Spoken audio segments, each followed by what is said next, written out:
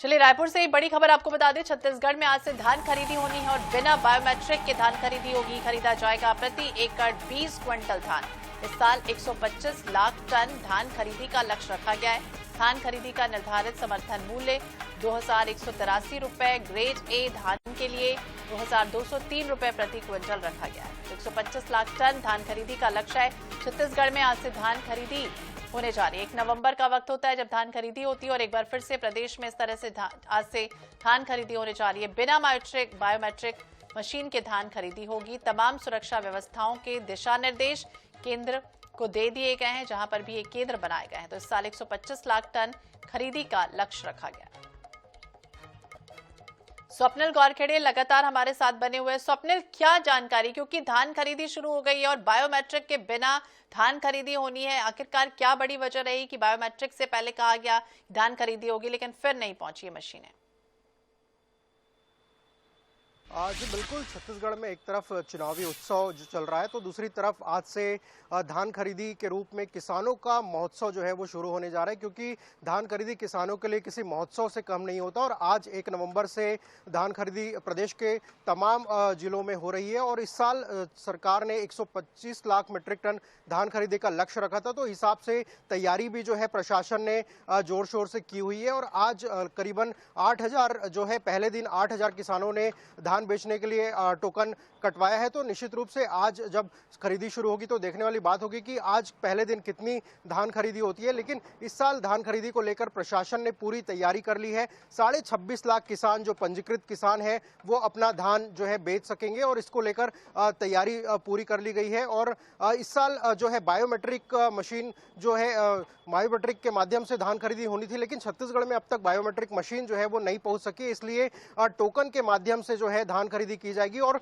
Token जो है online offline दोनों ही माध्यम से जो है उपलब्ध कराया गया है किसानों को।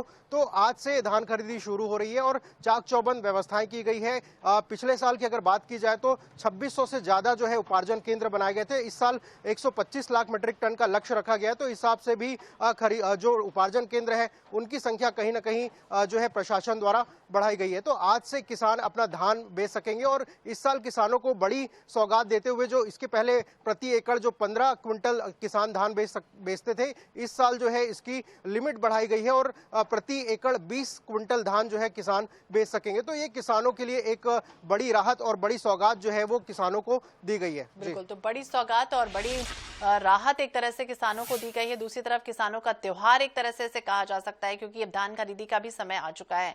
बने रहिए आप हमारे साथ स्वप्निल।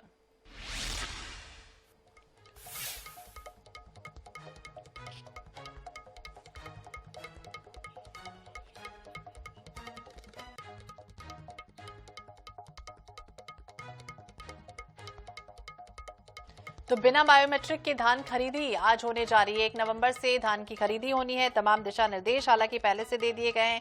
खरीदी केंद्रों का जायजा भी समय समय पर लिया गया है और कई तरह के दिशा निर्देश दिए गए हैं कि किसानों को कोई परेशानी ना हो, उन्हें पूरी तरह से राहत मिलती रहेगी।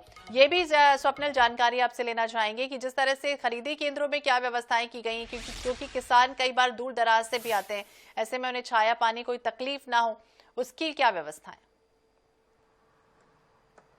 जी बिल्कुल, मुख्य सचिव ने तमाम जिलों में जो धान खाद्य विभाग के अधिकारी हैं उनको पहले ही दिशा निर्देश दे दिए। किसानों के लिए समुचित व्यवस्था की जाए, किसानों के लिए धान खरीदी केंद्रों में पेयजल की व्यवस्था सुनिश्चित की जाए, इसके साथ ही शेड की व्यवस्था सुनिश्चित की जाए। इसके साथ ही किसान जब अपना धान जो है खरीदी केंद्रों में बेचेंगे तो उसको सुरक्षित रखने के लिए तिरपाल की व्यवस्था की जाए, क्योंकि अचानक से बारिश होती है तो देखा जाता है कि कई जो धान जो है खुले में जो धान रहते हैं वो खराब हो जाते हैं। तो ऐसे में तमाम व्यवस्थाएं करने के निर्देश जो है मुख्य सचिव ने दिए हैं और जो खरीदी केंद्रों में तमाम व्यवस्थाएं भी कर ली गई है। हालांकि कुछ जो बारदाने को लेकर समस्याएं रहती है, तो इस साल बारदाने भी केंद्र से मिले हैं, साथ ही राज्य के कोटे में भी पर्याप्त बारदाने हैं। तो इससे व्यवस्थाएं जो है चाक चौबंद करने का दावा जो है प्रशासन द्वारा किया जा रहा है। जी बिल्कुल, तो चाक चौबंद व्यवस्थाओं का दावा किया जा रहा है, लेकिन ये पुख्ता कितनी होती है और जब यहाँ पर किसान पहुंचेंगे तो किस तरह की स्थितियां बनेंगी, नजर बनाए रखिए। बहुत बहुत शुक्रिया स्वप्निल तमाम जानकारी।